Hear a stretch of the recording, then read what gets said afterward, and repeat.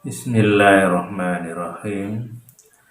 Assalamualaikum warahmatullahi wabarakatuh. Alhamdulillahirabbil alamin. Wassalatu wassalamu ala asrafil anbiya'i wal mursalin wa ala alihi wa ashabihi ajmain. Saudaraku sekalian, pada kesempatan kali ini saya ingin menyampaikan masih terkait dengan ketauhidan, yaitu bagaimana caranya kita itu meluruskan ibadah kita, ketauhidan kita, agar apa yang kita lakukan itu bernilai ibadah atau lillahi ta'ala, karena sesuai dengan apa yang diperintahkan oleh Allah dalam Al-Quran yang bunyinya wa ma khalaqtul jinna wal insa illa liya'budun, yang artinya tidaklah kuciptakan jin dan manusia kecuali untuk beribadah kepadaku. Jadi seperti itu, kita itu diperintahkan oleh Allah hidup di dunia ini ya untuk beribadah tadi. Maka dengan dasar itu kita berupaya bagaimana caranya, apa yang semua kita lakukan di dunia ini mengarah kepada beribadah kepada Allah, taat kepada Allah. Di antaranya umpamanya mulut kita. Bagaimana caranya mulut kita itu berbicara sesuai dengan aturan Allah, perintah Allah dan Rasulnya, karena Allah juga menyuruh kita itu mentaati perintah Allah dan Rasul. Dan terkait dengan mulut itu, di dalam hadis Rasulullah mengatakan kul khairan aw liyasmut, yang artinya berkatalah yang baik atau lebih baik diam. Jadi artinya kita boleh berbicara tetapi yang baik. Yang baik itu bisa mengajak kebaikan, bisa juga tidak ada unsur mencela, menghina, menipu, atau berdusta, umpama seperti itu. Dan kalau tidak bisa ya diam saja, tidak usah berkomentar yang tidak-tidak atau yang kita sebenarnya tidak mengerti duduk persoalannya atau tidak punya ilmunya. Itu mungkin lebih aman kita diam daripada bermasalah. Insya Allah seperti itu. Begitu juga yang lain, baik itu mata, telinga, pikiran, hati kita juga berusaha seperti itu. Bagaimana semuanya itu dibenarkan oleh Allah dan Rasul-Nya, tidak melanggar aturan-aturan yang sudah Allah dan Rasul-Nya tetapkan. Dan yang namanya tauhid yang selama ini mungkin baru memahaminya, meyakini bahwa Allah itu Esa, Allah Maha Pengasih, Penyayang, Maha Adil, Bijaksana, Maha Besar, dan lain-lain sebagainya. Tapi banyak yang mungkin tidak sampai mengarah bagaimana kita itu bisa menjalankan aktivitas kehidupan kita sehari-hari itu atas izin Allah, dibenarkan oleh Allah. Dan itu diantaranya mungkin ada saudara kita melakukan sesuatu seakan-akan itu ibadah, seakan-akan itu lillahi ta'ala, dan akibat yang muncul juga seakan-akan itu atas ridho Allah. Padahal ada sesuatu yang diizinkan oleh Allah tapi tidak diridhoi, dan ada yang diridhoi. Kalau yang diridhoi ya insya Allah itu terjadi, dan kemudian juga kita melakukannya sudah sesuai dengan apa yang diperintahkan oleh Allah dan Rasul-Nya. Tapi yang tidak diridhoi hanya sekedar diizinkan, umpamanya orang itu membunuh atau memukul orang lain, ya bisa terjadi, tapi itu hanya diizinkan terjadi, tapi tidak diridhoi. Termasuk umpamanya bunuh diri, itu kan dilarang, tapi ketika dilakukan ya bisa terjadi. Jadi kita harus paham mana ini hanya sekedar diizinkan terjadi dan mana yang ada unsur diridhoi oleh Allah.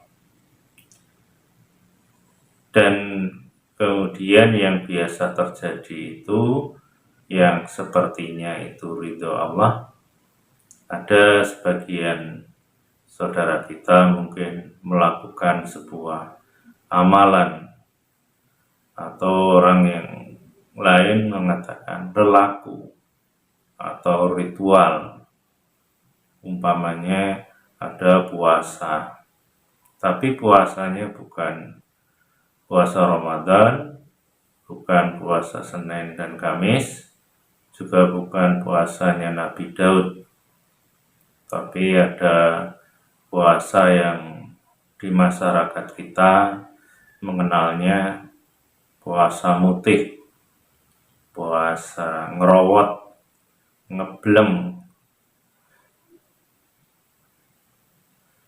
puasa 3 hari, puasa sekian hari yang tidak ada tuntunannya dari Allah dan Rasul, tapi hanya dari katanya si fulan atau gurunya atau apa, dan niatnya juga bukan lillahi ta'ala, tapi mungkin agar punya kesaktian, agar bisa ini, agar bisa itu. Ada yang seperti itu. Bahkan ada topo pendem atau pati geni atau yang lain-lainnya yang mengarah sebenarnya tidak ada tuntunan dari Allah dan Rasul-Nya, dan niatnya pun juga tidak lillahi ta'ala. Karena bagaimana mungkin melakukan sesuatu niatnya lillahi ta'ala padahal tidak ada dasar tuntunannya dari Allah dan Rasul. Karena kalau lillahi ta'ala itu paling tidak kalau diucapkan dengan bahasa kita, Bismillah, ya Allah aku mengerjakan ini karena menjalankan perintahmu dan Rasulmu ya Allah, dan karena mencari ridhomu ya Allah. Kira-kira umpama seperti itu. Tapi bagaimana mungkin kalau ada orang yang entah itu puasa, entah itu katanya bertapa, terus karena Allah, itu saya kira ya sulit dibenarkan bahwa itu atas ridho Allah. Artinya kalau kita itu melakukan hal-hal yang seperti itu yang tidak lurus tauhidnya, tidak lillahi ta'ala, disinilah sebenarnya perbedaan orang yang tauhidnya lurus dan tidak, dan juga terkait dengan makhluk Allah yang tidak tampak, yang biasanya pekerjaannya adalah menyesatkan manusia di jalan Allah. Hingga banyak contoh yang di dalam hadis juga ada diceritakan, umpamanya kalau makan ataupun minum tidak diawali dengan Bismillah karena Allah, maka setan ikut makan. Itu sebenarnya satu dasar dalil yang bisa menjadikan sampel bahwa apapun yang kita lakukan, kalau tidak karena Allah, maka akan diikuti oleh setan dan bala tentaranya. Jadi bukan hanya makan saja, semuanya, termasuk amalan-amalan yang lain yang juga saya ceritakan tadi. Kalau tidak ada unsur lillahi ta'ala, maka disitulah ada makhluk Allah yang lain yang mengikutinya.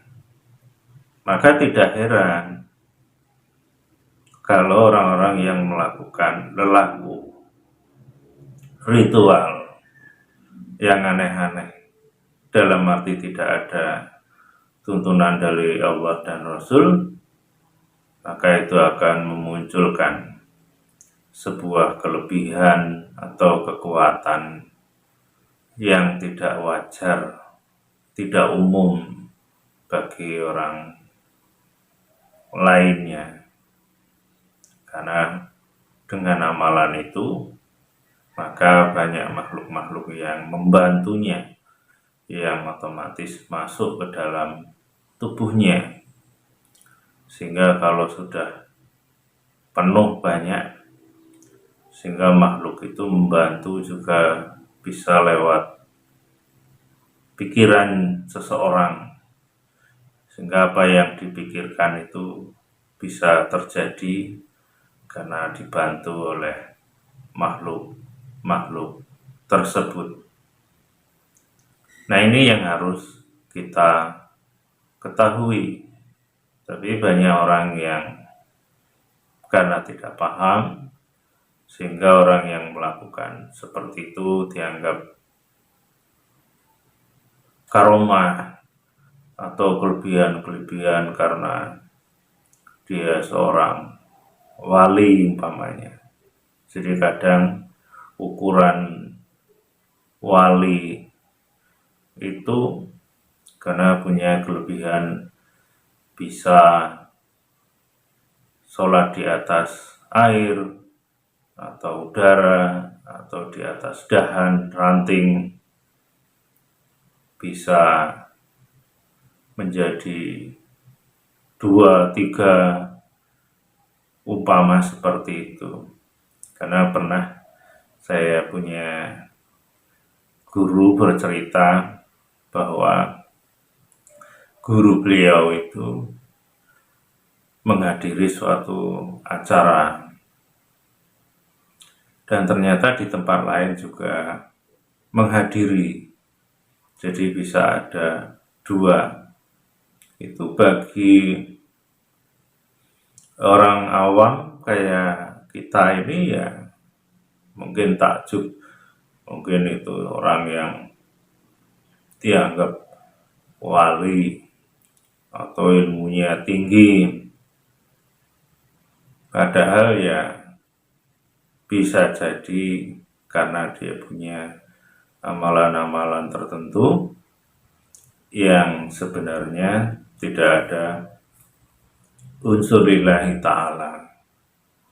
Karena kalau orang itu melakukan itu lillahi ta'ala, mengejarkan perintah Allah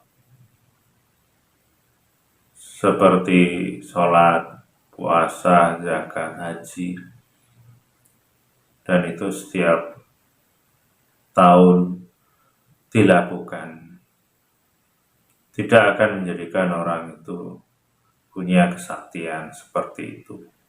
Biasanya yang punya kesaktian atau kelebihan itu dia mengamalkan amalan-amalan yang tidak ada tuntunannya, sehingga dia punya kelebihan menurut orang.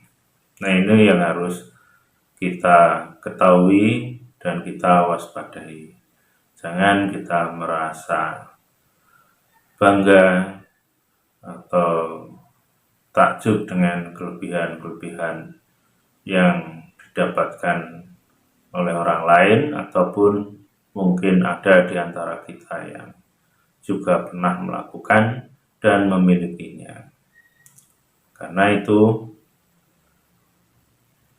bisa merusak ketauhidan kita dan bisa merusak amal soleh kita. Dan kalau itu memang benar diridhoi oleh Allah, ya tentunya itu tidak bisa dihilangkan, karena itu memang ridho Allah. Tapi kalau itu hasil dari ritual atau tirakat atau lelaku tadi, itu biasanya dengan tobat mohon ampun kepada Allah bahwa yang dilakukan dulu-dulu itu adalah sesuatu yang menyimpang keluar dari ajaran agama Islam. Insya Allah itu kalau sungguh-sungguh taubatan nasuha, biasanya keluar ilmu itu, baik cepat ataupun lambat. Tapi ya perlu waktu yang panjang, karena kalau sudah terlanjur banyak melakukannya, maka di tubuhnya juga banyak makhluk-makhluk itu. Karena biasanya kalau sudah masuk, tidak mudah dia untuk keluar, karena antara satu dengan yang lainnya bisa saling mengunci, menutupi, sehingga untuk jalan keluar itu agak kesulitan. Yang saya ketahui seperti itu, karena pernah atau beberapa kali saya mencoba, kalau ada orang yang punya ilmu atau mengamalkan hal-hal yang tidak dibenarkan tadi, atau dia mendapatkan ilmu dari leluhurnya atau ilmu keturunan, ya saya suruh bertobat. Kalau itu yang salah leluhurnya, ya mohon ampunkan kesalahan leluhurnya tadi.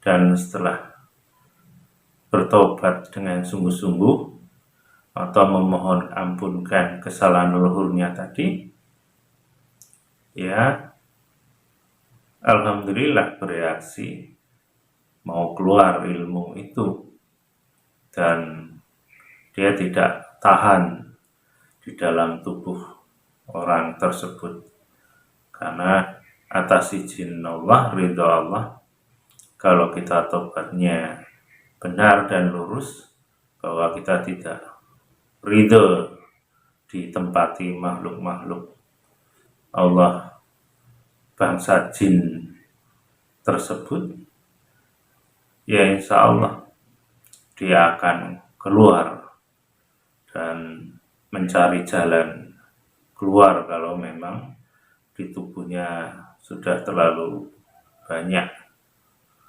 Dan itu sebuah ya kenyataan. Jadi ilmu-ilmu yang dihasilkan dengan amalan-amalan itu ya sebenarnya tidak diridhoi oleh Allah. Karena kalau apapun yang kita lakukan itu benar, lurus, amalan entah puasa, entah itu yang lainnya, tidak akan dimasuki makhluk-makhluk bangsa jin tersebut. Insya Allah seperti itu. Termasuk membaca Al-Quran juga demikian. Kalau dia membaca Al-Quran, mau khatam sehari bisa sekali, 2 kali.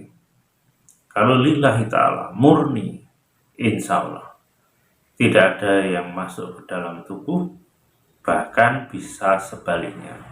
Kalau di tubuhnya ada makhluk-makhluk Allah yang tidak tampak, yang masuknya dulu karena kesalahan kekeliruan, biasanya ya ada yang keluar. Kalau membaca Al-Qurannya lillahi ta'ala. Tapi kalau membacanya ada niat-niat lain, atau istilahnya mengusir jin umpamanya, sebenarnya bagi yang mengerti itu malah mengundang jin dan masuk ke tubuh, dan itu akan mengunci jin-jin yang sudah ada di dalamnya, sehingga bukannya keluar tapi nambah, dan yang di dalam kesulitan untuk keluar. Walaupun mungkin nampak yang di dalam itu diam, boleh jadi diamnya karena terkunci, tertutup, sehingga tidak bisa bergerak dengan luasa. Bisa seperti itu. Maka untuk itu luruskan tauhid keimanan kita. Apapun lillahi ta'ala. Membaca Al-Quran lillahi ta'ala, sebagai petunjuk, dipahami isinya, kemudian diamalkan, bukan dijadikan mantra, dijadikan sesuatu yang bisa memunculkan kekuatan-kekuatan gaib umpamanya. Karena itu melenceng sedikit, maka bisa menjadi masalah. Makanya di dalam Al-Quran sendiri ada ayat yang kalau tidak salah bunyinya, "Faiza qara'tal Qur'an fasta'id billahi minasyaitonir rajim." Kalau kamu itu membaca Al-Quran, maka berlindunglah dari godaan setan yang terkutuk. Kalau membaca Al-Quran, kita mohon perlindungan kepada Allah agar kita tidak digoda. Jadi jangan sebaliknya, kita jadikan Al-Quran itu untuk mengusir, menyerang bangsa jin ataupun setan. karena dia menggoda orang itu dengan cara bisa menyalahgunakan Al-Quran itu atau menyimpangkan arti makna yang sebenarnya, sehingga orang itu bisa keliru, sehingga menggunakan Al-Quran itu bukan sebagai petunjuk agar orang itu jadi takwa taat kepada Allah. Nah, ini yang harus kita ketahui dan kita pahami. Hanya ini saja saat ini yang bisa saya sampaikan. Mudah-mudahan ini bermanfaat bagi kita. Kurang lebihnya mohon maaf. Akhirul kalam. Assalamualaikum warahmatullahi wabarakatuh.